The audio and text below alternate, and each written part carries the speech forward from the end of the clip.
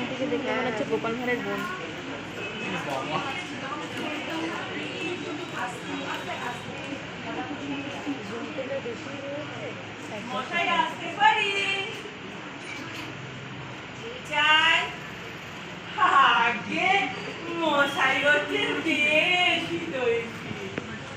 সকলেরই জানা, তো আপনার বক্তব্যটা কি?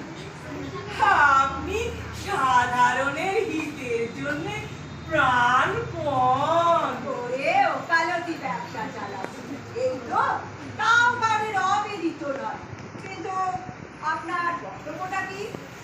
আগে বক্তব্য বেশি নেই, বলুন, শীঘ্র শীঘ্র সেরে ফেলুন।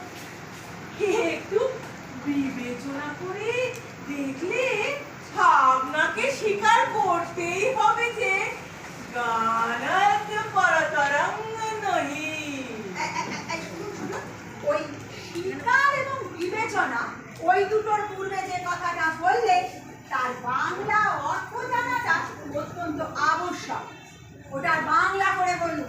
আগে মশাই মর্মটা জানি না, তবে একটু বলি, গান জিনিসটা বেশ বড় ভালো লাগে। না না না না, সকলের ভালো লাগে না। মন যার ভালো লাগে না সে হচ্ছে এই যে শ্রীমান সুন্দরী দত্ত উকিল। আগে কমন কথা বলবেন না, তবে কি মিথ্যে কথা বলবো নাকি? আর যা বলছেন ভারতমণি হচ্ছে গানের প্রথম। আরে থামুন তো বাবু, ওই ভরতমণির নামে যদি কোনো মোকদ্দমা থাকে তো বলুন, নইলে আপনার বক্তব্য বন্ধ করুন। আগে মশাই অনেক কথা বলবার ছিল, কিন্তু অনেক কথা শুনবার সময় আমার নেই। তবে সংক্ষেপে বলি, হ্যাঁ, বলুন।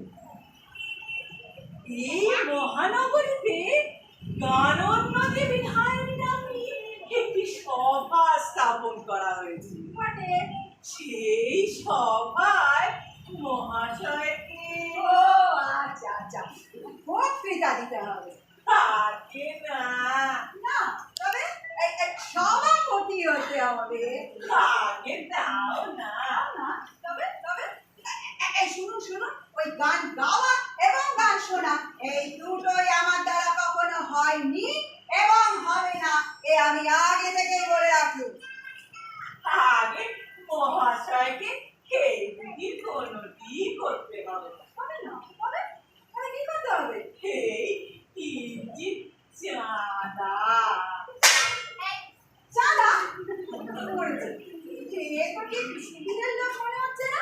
আপনি ভদ্রলোকের মতো কাচু মাচু ধুম করে এলেন, আমি ভাবলাম বুঝি কোনো মোকদ্দমার ফ্যাসাদে পড়েছে।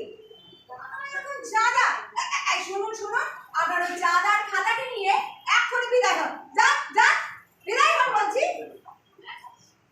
চাইলুম চাঁদা আর পেলুম অর্ধচন্দ্র, কিন্তু মশাই আপনাকে জব্দ আমি করবো।